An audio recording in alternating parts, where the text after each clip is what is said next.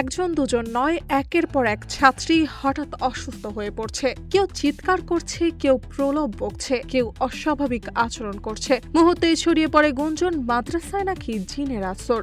আর সেই গুঞ্জনকে কেন্দ্র করে শুরু হয় ঝাড়ফুঁক, তাবিজ কবজ আর পাল্টাপাল্টি অভিযোগ।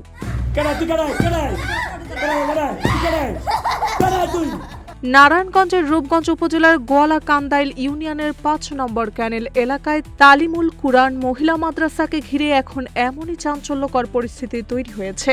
গত কয়েকদিনে অন্তত ১৫ জন শিক্ষার্থী অসুস্থ হয়ে পড়ার পর বিষয়টি নিয়ে আতঙ্ক ছড়িয়ে পড়েছে শিক্ষার্থী, অভিভাবক ও স্থানীয়দের মধ্যে।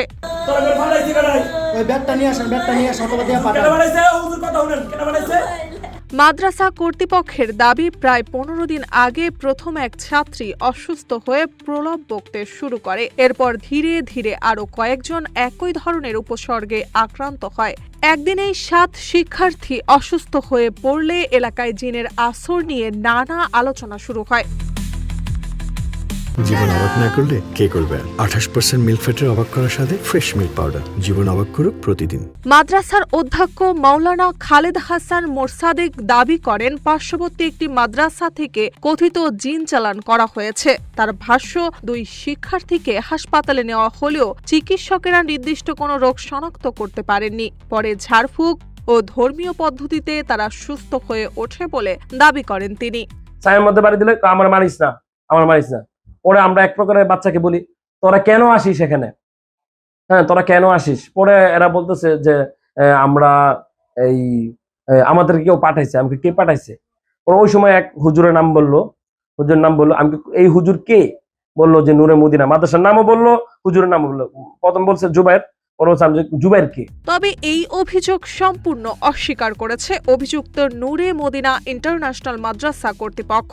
তাদের দাবি, বিষয়টি ভিত্তিহীন ও কাল্পনিক। সময় একরকম রূপ ধরে যায় না, অনেক সময় অনেক রকম রূপ ধরে যায়।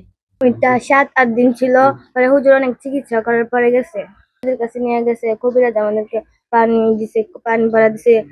অনেক চিল্লাচিল্লি করতেছে, সাথে আরো মেয়েরা আছে, সবাই চিল্লাচিল্লি করতেছে অনেক।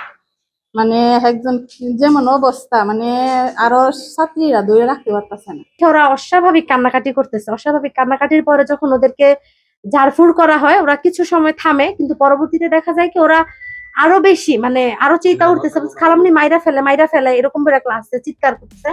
এদিকে অভিভাবক ও স্থানীয়দের অভিযোগ, অসুস্থ শিক্ষার্থীদের হাসপাতালে না নিয়ে ঝাড়ফুঁক ও কবিরাজি চিকিৎসা দেওয়ায় আতঙ্ক আরো বেড়েছে। অনেক শিক্ষার্থী ভয়ে মাদ্রাসা যাওয়া বন্ধ করে দিয়েছে। আমি যদি সেদিন চালানো জানতাম, তাহলে যে এলাকাটা সবাই কবিরাজ বলে চিনত, আমার থেকে তদবির নিত। গোলাকান্দাইল ইউনিয়ন পরিষদের ভারপ্রাপ্ত চেয়ারম্যান নাসির উদ্দিন মিয়া জানান, বিষয়টি তিনি জেনেছেন এবং স্থানীয়ভাবে সমাধানের চেষ্টা চলছে। আমরা দেখেছি, যেটা আমি খোঁজ খবর নিয়েছি, আসলে এই বিষয়ে আমি উপজেলা নির্বাহী অফিসারের সাথে কথা বলে, শিক্ষা অফিসারের সাথে কথা বলে আমরা এটা ব্যবস্থা না। এই ঘটনায় চিকিৎসকেরা বলছেন এটি অপ্রাকৃতিক কোনো ঘটনা নাও হতে পারে। রূপগঞ্জ উপজেলা স্বাস্থ্য কমপ্লেক্সের ভারপ্রাপ্ত স্বাস্থ্য কর্মকর্তা ডাক্তার বাদল সাহা জানান, এ ধরনের ঘটনা অনেক সময় মাস সাইকোজেনিক ইলনেস বা গণমনস্তান্ত্রিক অসুস্থতার কারণে ঘটে। আমরা মেডিকেল সায়েন্সে এই ঘটনাটাকে বলে থাকি যে মাস সাইকোজেনিক ইলনেস, এটাকে বলা হয় গণমনস্তাত্ত্বিক অসুস্থতা। আমরা অতি দ্রুত বলবো যে এই ধরনের আমরা জানি থাকি যে একজন রোগী যখন অসুস্থ হয়, তার পাশাপাশি দেখা যায় যে আরও যারা সুস্থ বাচ্চা থাকে ওই ধরনের আচরণগুলো করে থাকে। এটা একটা সাইকোজেনিক ইলনেস, এবং এটা করার জন্য আমরা বলবো যে অতি দ্রুত তাকে যাতে এই ধরনের কোনো কথা না বলে চিকিৎসা যাতে না করে খুব দ্রুত ডাক্তারের শরণাপন্ন হওয়ার জন্য আমরা বলবো। দ্রুত যাতে চিকিৎসকের শরণাপন্ন হয় এবং ওই ব্যাপারে চিকিৎসক যেভাবে চিকিৎসা দেবে সেভাবে তারা ব্যবস্থা নেবে। বিষয়টি প্রশাসনের নজরে আসার পর রূপগঞ্জ উপজেলা নির্বাহী কর্মকর্তা সাইফুল ইসলাম জয় জানান, ঘটনাস্থল পরিদর্শন ও ঘটনার প্রকৃত কারণ অনুসন্ধানে একটি তদন্ত কমিটি গঠন করা হয়েছে।